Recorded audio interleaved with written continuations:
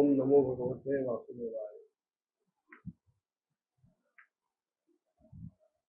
महाराज पृथूंनी 100 अश्वमेध करावेत असा मनाशी निश्चय केला, संकल्प केला.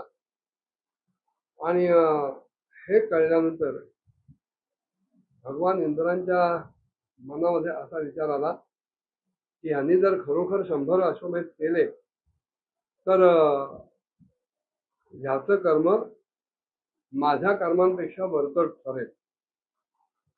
आणि म्हणून त्यांच्या ठिकाणी या पृथ्वीबद्दल एक प्रकारची असूया हेवा वाटायला लागली.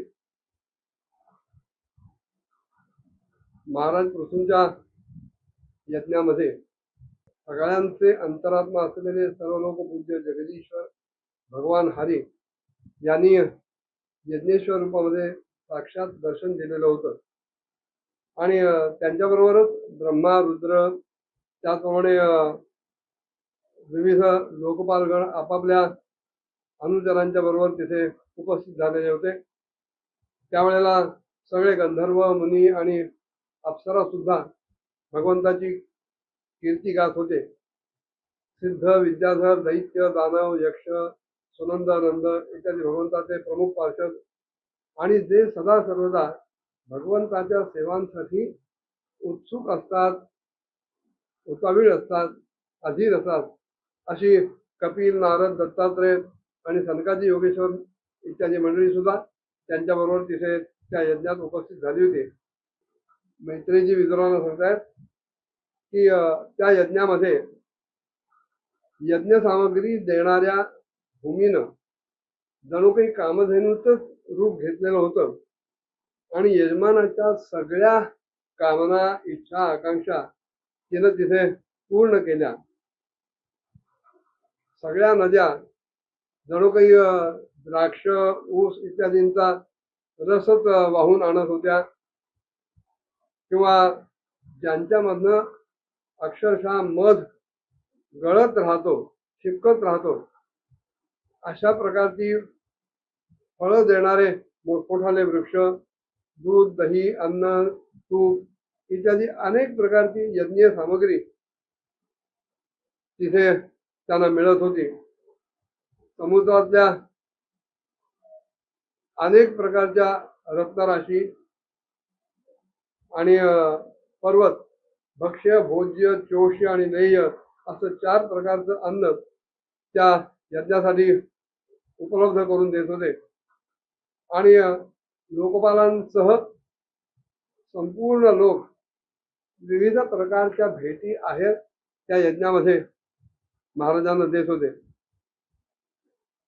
हे सगळं मिळत होतं, पण तरी सुद्धा महाराज पृथूंच्या अंतःकरणात मात्र एकमात्र भगवान श्री हरी एवढेच विराजमान होते. त्यांनाच ते आपला प्रभू मानत होते. आणि त्या प्रभूच्या कृपेमुळे त्या यज्ञानुष्ठानामध्ये भृगु महाराजांचा अतिशय मोठासा उत्कर्ष झाला. पण हे सगळं त्या देवराज इंद्राला मात्र काही सहन होईना. इंद्राचं एक नाव शक्र आहे आणि शक्र हे शतक ऋतूचं लघुरूप आहे. शतक ऋतू मधलं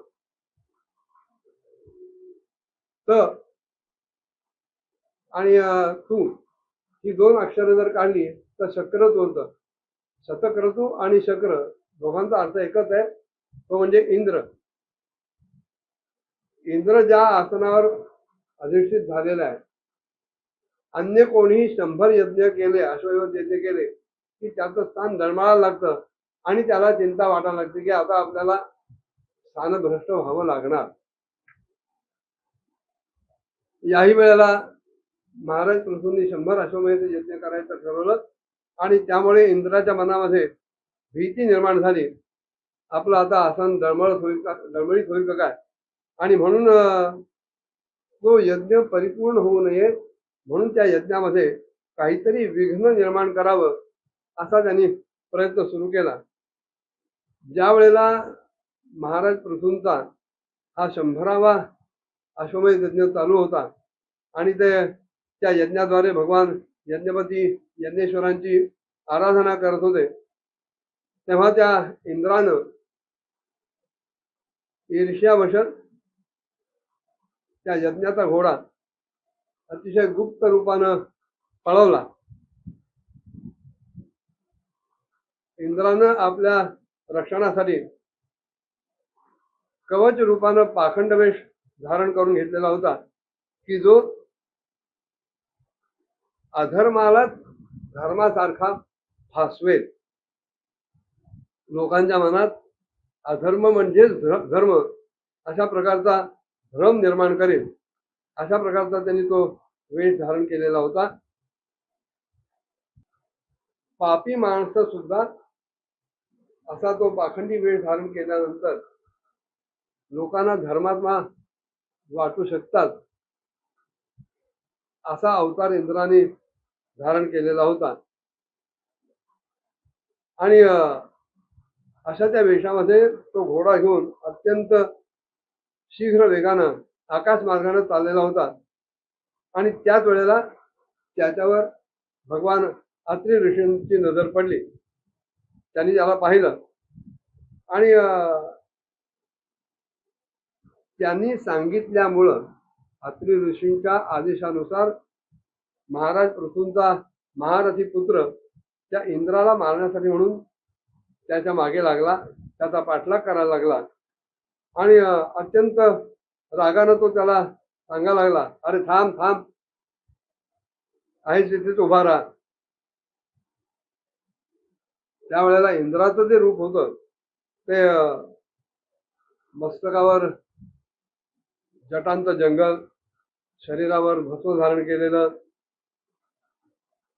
आणि असं ते रूप बघितल्यानंतर त्या पृथ्वीकुमाराला एकदा असं वाटलं की आपण त्याला थांब थांब म्हणतोय पण कदाचित तोच मूर्तिमान धर्म असावा.